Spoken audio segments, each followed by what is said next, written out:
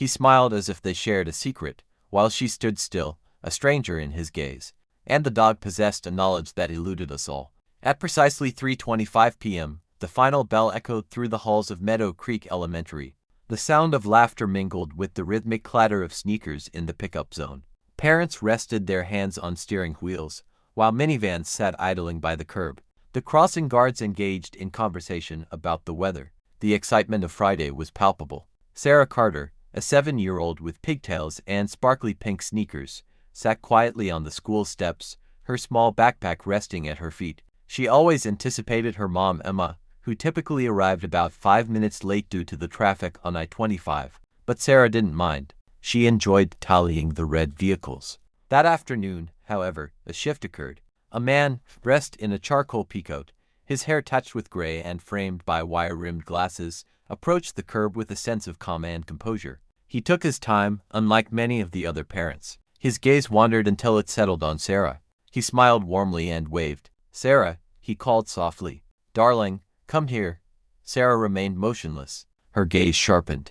She remained still. The man advanced with measured steps. "It's your grandpa, dear. Don't you remember me?" That's when Blitz, the retired K-9 from the county police department, who had been lying beside Officer Deanna Rodriguez as part of the school's Pause and Peace therapy program, sat up as if struck by lightning. He locked eyes on the man. A deep rumble emanated from his chest, deep and cold, controlled. Deanna tensed. Blitz, rarely growling, was now 12, calm, trained, and trusted. His growl signaled that something was amiss. "Easy, Blitz," she said, instinctively reaching for his collar. But Blitz was not paying attention. He stood and growled even louder. Deanna glanced at Sarah, who remained still. The man, now appearing more bewildered than menacing, extended his hand. "Emma asked me to come and get you today, darling." She needed to remain at the clinic for an extended period. Joseph, a few nearby parents cast their eyes in that direction. One mother halted in the midst of her conversation. Something felt off. Sarah's lips quivered. She shook her head slowly. And then, in a voice that cut through the silence, she said, "That isn't my grandfather." All were motionless. The man's grin wavered. "Sarah, I realize some time has passed, but no," she exclaimed more forcefully. Her voice trembled. "He has an unusual scent. That isn't him." Blitz let out a single, piercing command, then another. He surged ahead, straining against Deanna's hold, his hackles bristling, eyes fixed on the unfamiliar figure. "Sir, I'm going to need you to back away," Deanna stated with authority, positioning herself between them. Her hand instinctively reached for her utility belt, even though she was no longer a street officer. The training remained ingrained in her. "I'm her grandfather," the man protested, suddenly animated. "I can show you ID. This is utterly absurd."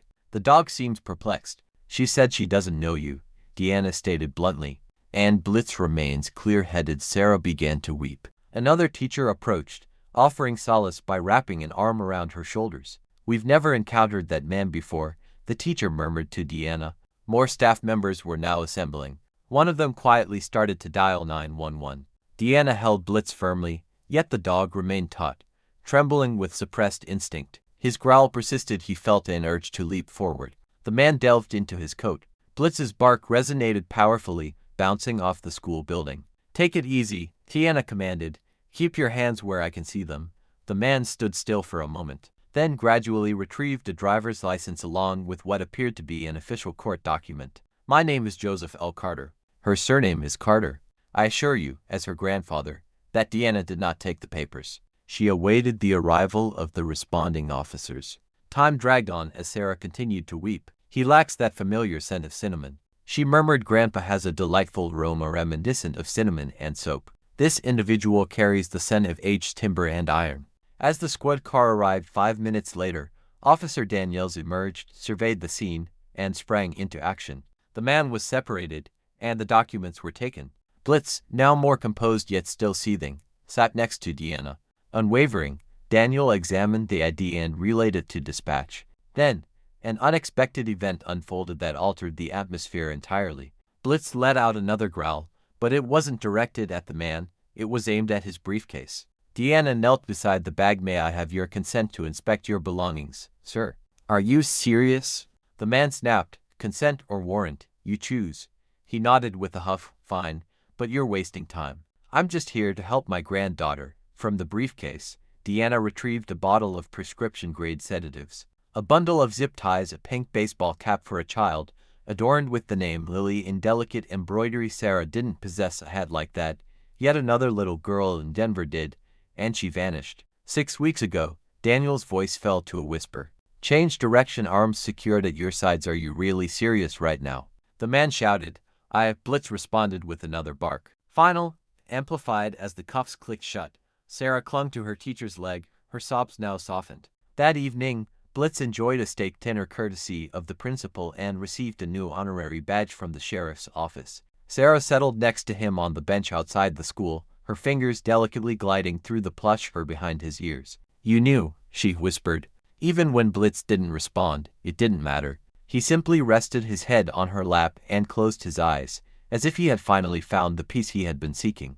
The wailing had subsided. The police car that took Grandpa Joe away had become nothing more than a distant memory for the small crowd that had assembled at Meadow Creek Elementary. Most of the parents had departed, leaving the after-school pickup zone resembling a chaotic scene rather than a typical schoolyard. Blitz, the retired K-9, sat quietly beside Officer Deanna Rodriguez as she diligently filled out a formal incident report on her department-issued tablet. His breathing had finally steadied, yet his eyes remained vigilant, fixed on the school gate as if peril could re-emerge at any moment. Sarah nestled next to a teacher on the front bench, cocooned in a cozy child-sized fleece blanket adorned with the school's eagle mascot, complete with sunglasses on the back. She held the chocolate milk box tightly, as if it were her only source of survival. Within the confines of the main office, Officer Daniels moved deliberately, cradling the seized briefcase in his hands. The evidence lay on the table, shielded beneath a transparent plastic cover. Zip ties, a vial of sedatives, a small handkerchief adorned with floral patterns, and the pink cap featuring Lily stitched on it. It was eerie. None of it made sense, and that was the worst part. The dispatch has returned, Daniel remarked to Deanna as she entered the office. There isn't a single person named Joseph L. Carter residing in the whole state. The driver's license number does not match. Deanna raised an eyebrow, clearly unimpressed with the photo's accuracy. So it's not real. Daniels nodded with a somber expression, a truly excellent choice. Holograms enhance the entire experience. It was likely acquired from the dark web. Forensics will be necessary to track its origins. She cast her gaze down at the bag once more. The hat is not Sarah's. Do you believe there's a link to that girl who went missing in Denver? Daniels rubbed his temples, recalling events from 6 weeks prior. Lily Jane Foster, age 6, has vanished from her front yard. Comparable physique, fair hair, and azure eyes. Parents reported that she disappeared while engaged in a game of hopscotch. A heavy silence enveloped the room, stifling.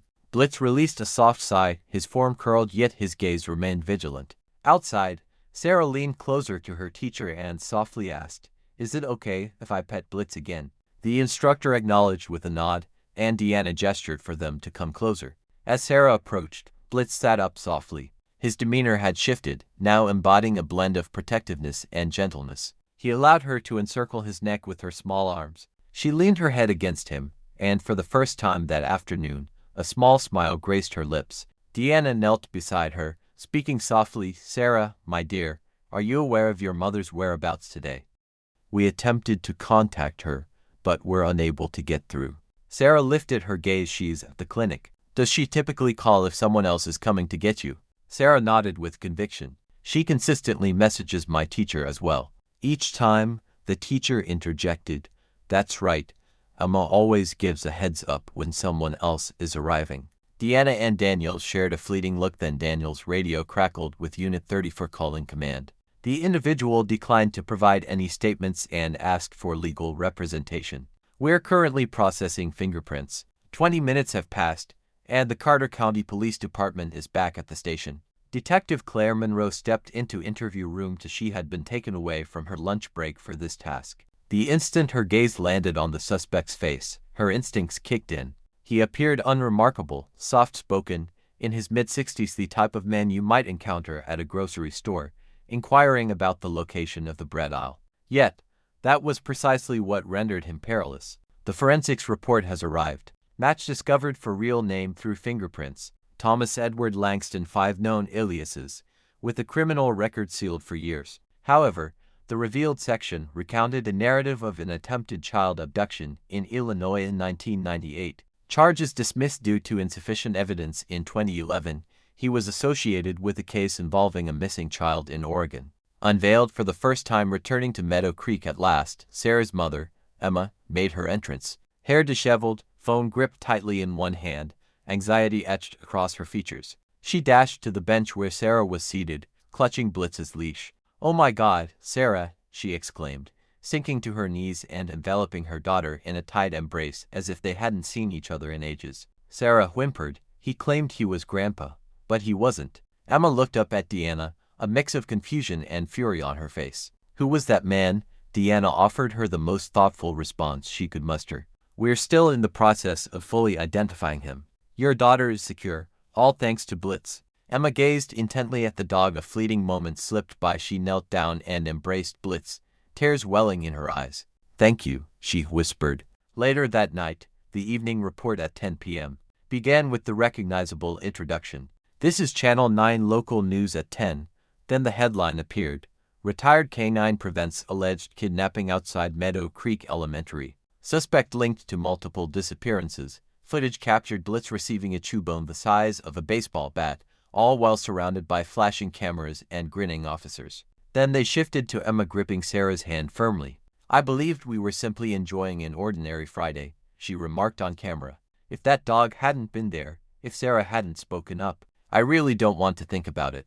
Returning to the station at midnight, Daniel sat opposite Deanna in the break room, both nursing their cold coffee.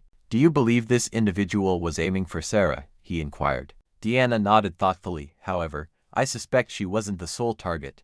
She examined the evidence photos once more, the hat, the child-sized gloves, and the digital map of school zones discovered on his phone. This individual possessed a method, having dedicated considerable time to it. In the parking area, Blit rested in the rear of Deanna's SUV, eyes finally shut, his nose twitching gently in slumber. He hadn't barked for hours, yet if you observed closely, you could almost catch his ears flicking at every sound. Even in retirement, he remained active. He never faltered. He crafted maps, and had it not been for Blitz's growl at that moment, no one would have scrutinized closely enough to uncover them. The following morning, the modest conference room at the Carter County Sheriff's Office was adorned with photographs, maps, and timelines. Bright yellow sticky notes adorned a dry erase board, while a laptop quietly displayed footage from school surveillance cameras. Detective Claire Monroe rested against the table, a black coffee cradled in one hand, her frown firmly in place since the early hours of 6 a.m. "This guy didn't show up for Sarah by chance," she murmured. He had been observing that school for days, perhaps even weeks. Officer Deanna Rodriguez sat with her Blitz resting at her feet, perfectly still like a statue. They had recently examined the cell tower data obtained from the suspect's prepaid phone. He had reached out to nearly 4 different elementary schools in the last month. Consistent time frames every time during dismissal hours consistently found in communities characterized by strong trust and low crime, where educational institutions lacked full-time resource officers. "Timeless hunting design," Monroe remarked while browsing through the photographs. "He didn't intrude, he assimilated." Thomas Edward Langston, age 60 for occupation, remains unidentified, with at least 5 confirmed aliases throughout Illinois, Colorado, Oregon, and perhaps Arizona. Method of operation involves pretending to be a family member, biding time until the dismissal period, and then approaching children with a false sense of authority. 6 weeks earlier in Denver, Lily Jane Foster vanished while her mother was inside completing permission slips. A neighbor remembered a man in a ball cap speaking gently to Lily on the sidewalk. There is no security footage available, and no vehicle has matched the criteria up to this point. Monroe affixed a printout of the Meadow Creek surveillance stills alongside Lily's missing persons flyer. Next to each other, it struck with greater intensity than she anticipated. Identical man, identical coat, identical serene smile. Meanwhile, Sarah was back from school, cozily nestled on the living room couch beneath her frosty blanket. Blitz nestled close to her as Emma Carter settled into the nearby recliner, her nerves palpable as she took yet another call from the school district. "Yes, we're okay," she said into the receiver.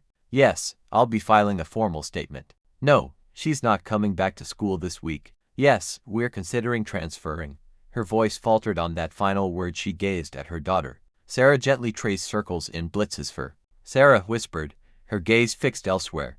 I believe Blitz has a way of communicating, even if it's not through spoken language. Emma's lips parted, yet no words came forth. How do you respond to that when it seems likely to be accurate? Returning to the station, Monroe uncovered an additional revelation. Concealed within the fabric of Langston's suitcase, tucked away in a deceptive panel that forensics nearly overlooked, lay a USB drive. The encryption was formidable, yet the tech team had tackled even more challenging obstacles before. By 10 a.m., they were examining numerous photographs. Captured with a long lens, the image has a grainy quality. Children during their break, children making their way home, children standing by the bus stop. None of them presented themselves, none of them conscious. Every image was marked with a timestamp and organized into folders by city. Langston had labeled the folders as if they were entries in a portfolio. Candidate from Denver, Ogden, option 3, Meadow Creek. Sarah, it was nauseating. He wasn't a wanderer. Monroe murmured gently, he was an archivist. Deanna excused herself, her knuckles pale around her coffee mug. She stepped outside to catch her breath. Blitz followed. They stood by the back lot fence, the cold air biting through Deanna's sleeves. She gazed at the mountains. He's been through this before, she murmured to Blitz. Not every child has someone like you looking out for them. Blitz, nestled close to her leg, silence reigns. No sounds of warning, only gifts await. In a different room, Monroe navigated through a folder titled SFX Library. Initially, she believed it was a coincidence until she listened to the recordings. Dozens of recordings capture children's voices giggling, reciting the Pledge of Allegiance, singing the ABCs, and whispering secrets like, "He said it's our little secret." The concluding document was designated Lily, age 6, riding the last wave. Monroe's hand lingered above the mouse. She chose not to engage with it. Instead, she reached out to the DA's office and sent over all the information. By noon, federal agents had been brought into the fold. Langston was now under suspicion in 3 missing child cases and was being investigated in relation to 2 others, one of which dated back to 2007 in New Mexico. A task force composed of multiple agencies was being established. Every alias, every ID number, every vehicle he had ever registered was under surveillance. Yet no child had ever been found until Sarah, all thanks to Blitz. At the Carter household, Emma was assisting Sarah with her coloring when a knock echoed through the door. Deanna stood outside, clad in simple attire, a folder tucked under one arm and a gentle smile that seemed to mask deeper emotions. "I thought I'd drop this off," she said, presenting a printed certificate adorned with Blitz's paw print in the corner. Certificate of Honor awarded to Blitz K-9 Retired Unit for outstanding bravery and protection of civilians. Emma glanced at it, then turned her gaze to Deanna. "Should we frame it?" Sarah inquired, leaning in to catch a glimpse over her mom's shoulder. "Absolutely," Emma responded. "It's going on the wall." Blitz gave his tail a single wag before settling down on the welcome mat, a picture of contentment. Later that night, Sarah placed a bowl of kibble by her window. "Not in the kitchen near the window," when Emma inquired. Sarah replied with a simple, "Just in case Blitz wants to guard me from the moon." And thus it remained there each night, however. In a modest storage unit located across town, registered under one of Langston's aliases, the FBI uncovered something entirely different. A second suitcase. Inside, a burner phone displaying 5 unread text messages. A printed bus schedule detailing the route to Bayfront Elementary, another school located 50 meters away. A photograph captures another little girl, the same age as Sarah, sporting a red backpack and a lunchbox that reads "Be kind," along with an additional folder on another USB drive. Bayfront Choice 1. The nightmare was far from over. Langston was not merely working in isolation. The writings were directives from another party. The authorities possessed proof, the FBI possessed data, yet Blitz relied on instinct. And instinct proved to be swifter than any database. As dawn broke on Monday, the storm began its advance. Not the one outside. That would arrive later, with hail and thunder, accompanied by warnings scrolling across the bottom of every local news channel.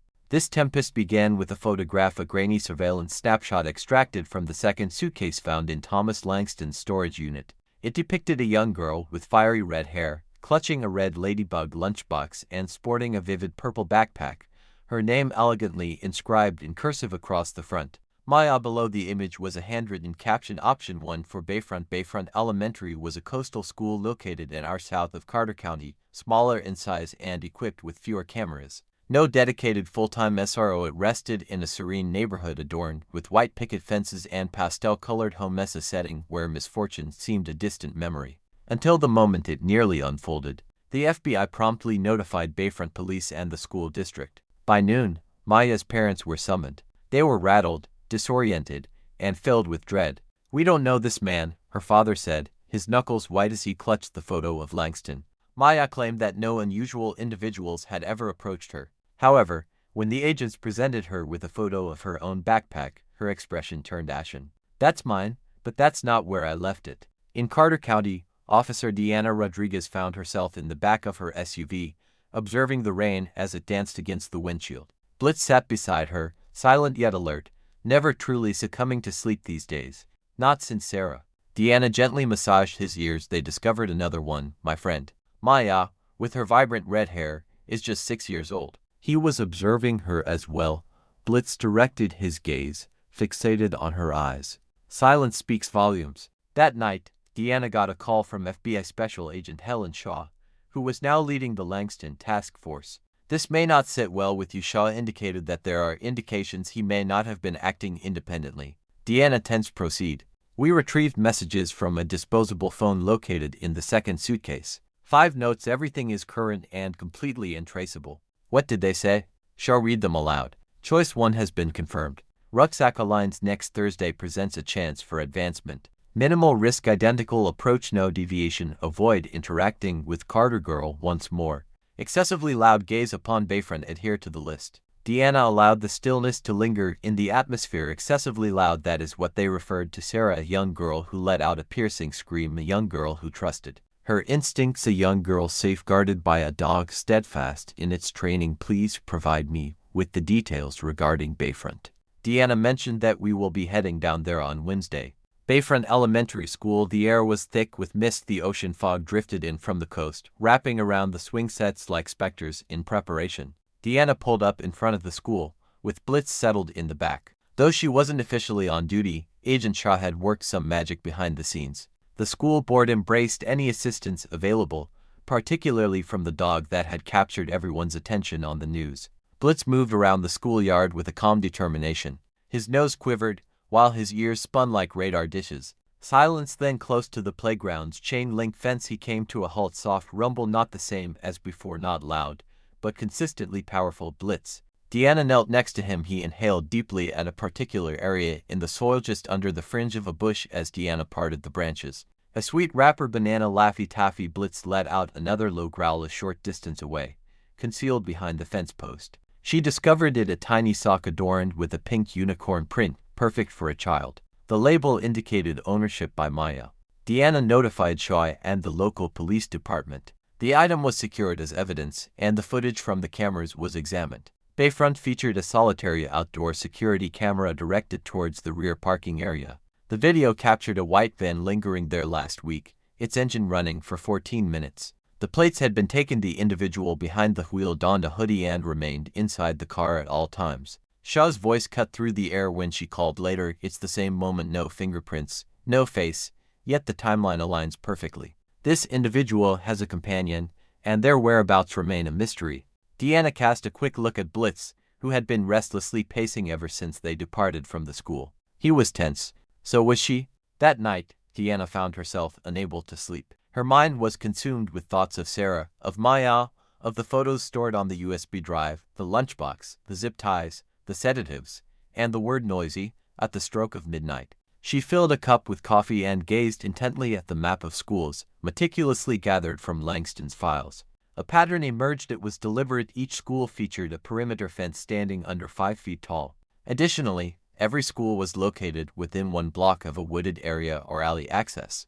Each school featured afternoon pickup areas that weren't supervised daily. She traced her finger along the coastline depicted on the map. Then, her gaze fell upon it.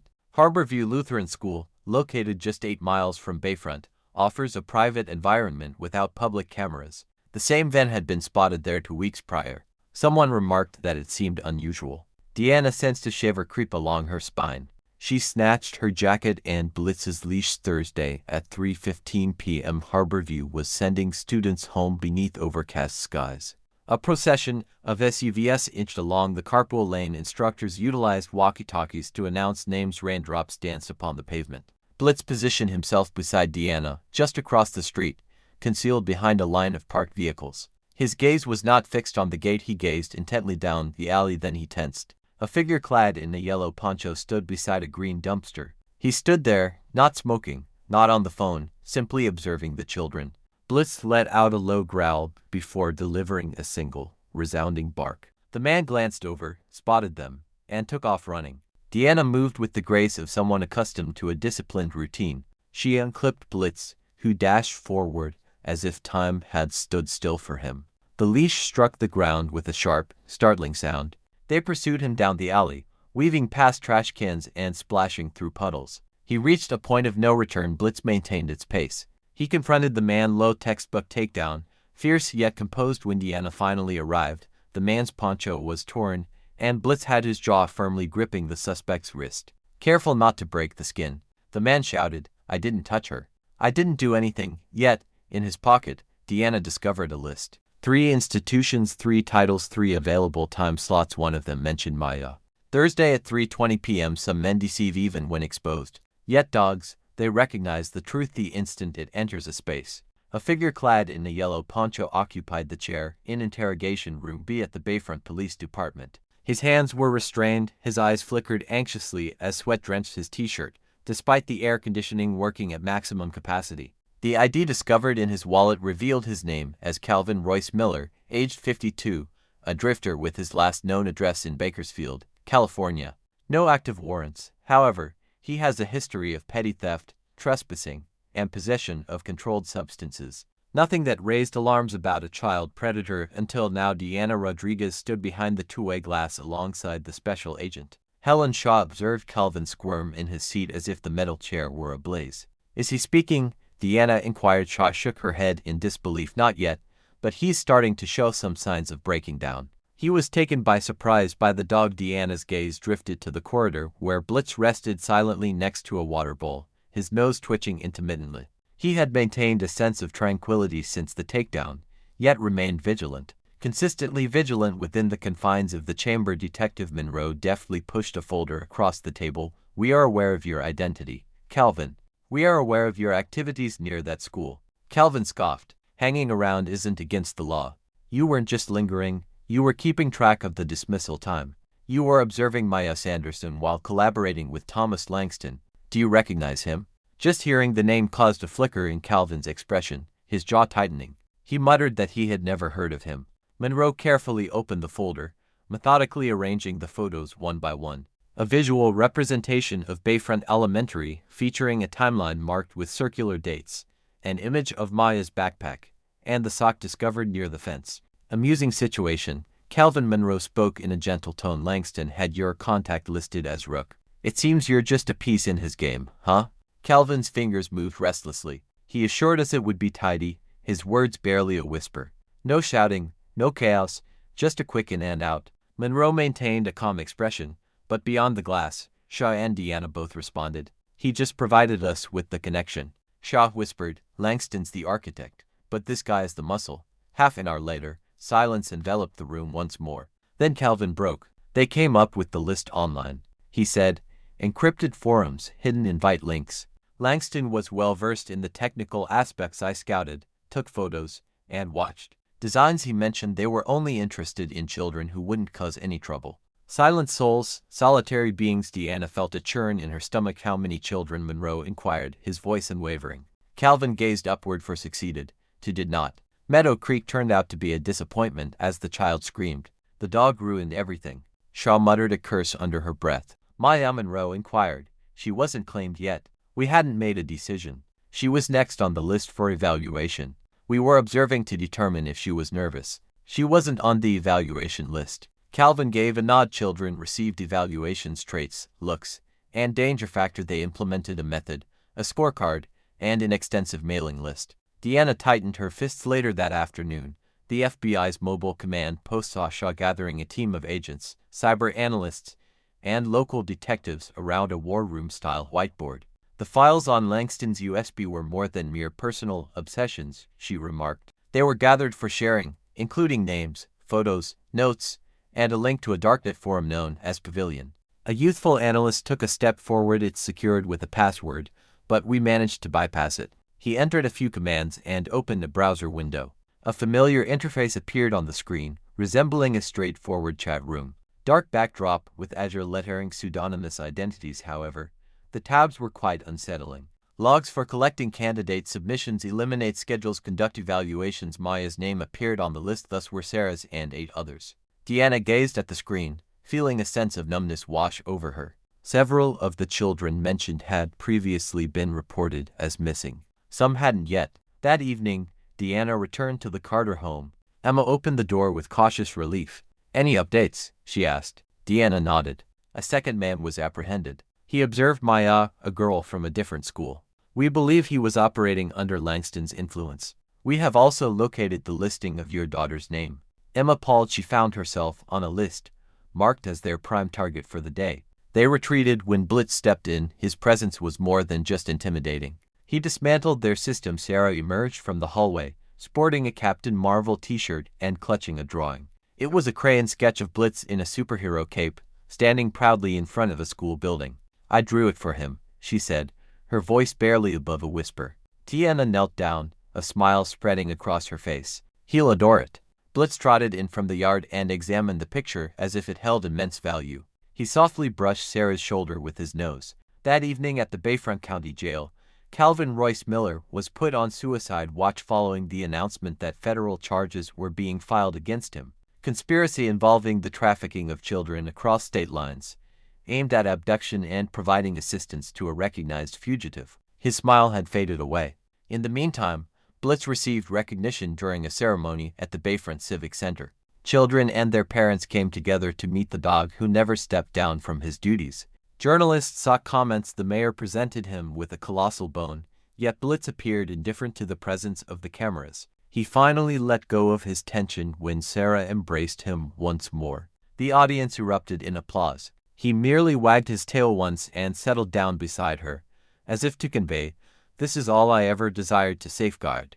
In Washington, D.C., Agent Shaw was presented with a fresh report. A third alias associated with Langston has just been identified by Interpol. This one is connected to a child who has gone missing in Prague.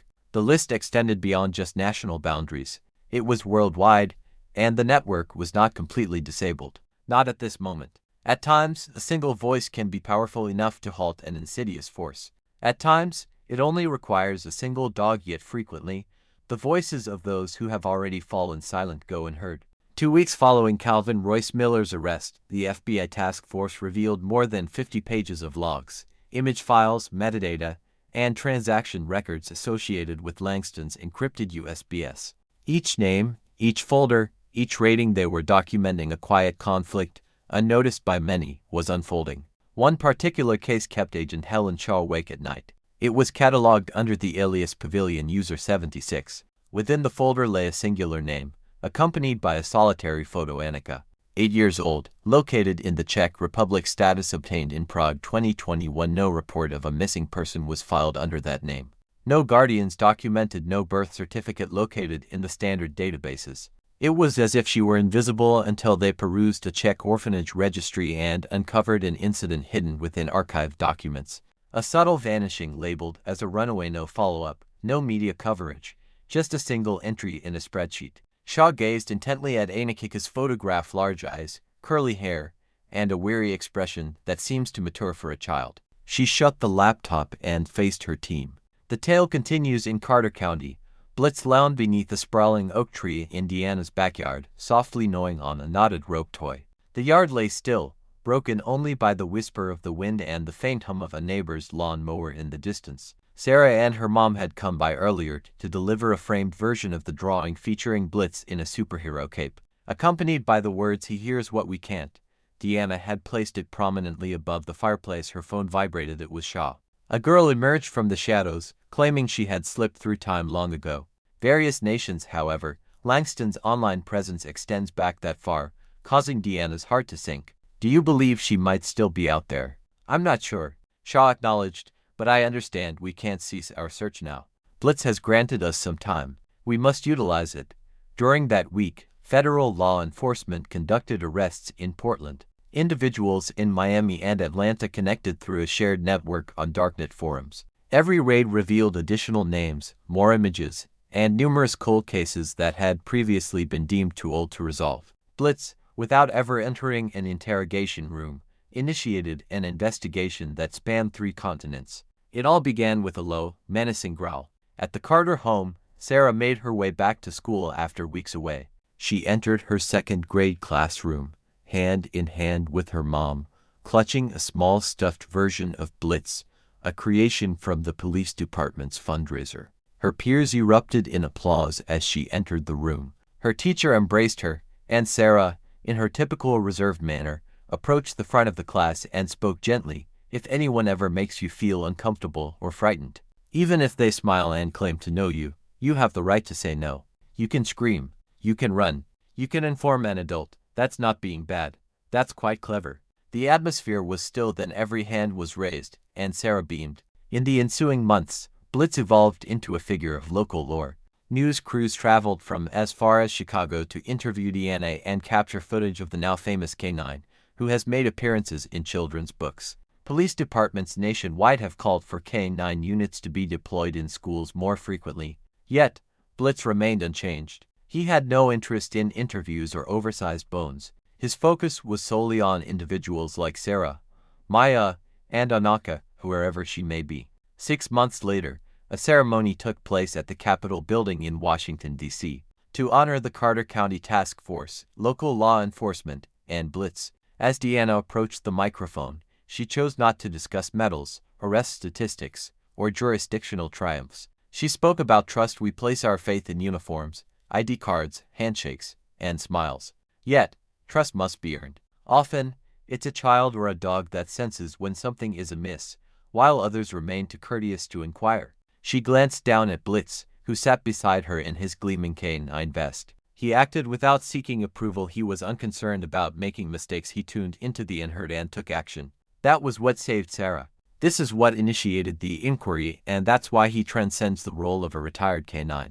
He serves as a testament that bravery isn't always adorned with symbols of honor. 3 months later, in Prague, a young girl with curly hair stepped cautiously out of a therapy center and into the sunlight. She was known as Anaka. She was discovered in a concealed safe house utilized by a trafficking ring linked to the Pavilion network. A local tip, sparked by the global surge of inquiries, prompted the raid. She rarely smiled, but she clutched a postcard in her hands. It featured a dog with big ears, brown eyes, and a gray muzzle, accompanied by a handwritten line at the bottom. You were never forgotten. A quick and impactful lesson for the audience. At times, we think that peril presents itself in a bold guise, making its presence known with a clamor or clear signs. Yet, malevolence frequently speaks softly. It beams. It appears ordinary. And that's why paying attention is important. Attuning to instincts, to hush, whispers, and growls that resonate from a realm beyond reason. For silence does not always equate to safety, and courage does not always announce itself. Let us nurture our children to listen to their instincts. Let us focus on what seems off. Let us always pay attention to the subtle cues, and let us not forget that heroes can take many shapes and appearances. Several of them continue on,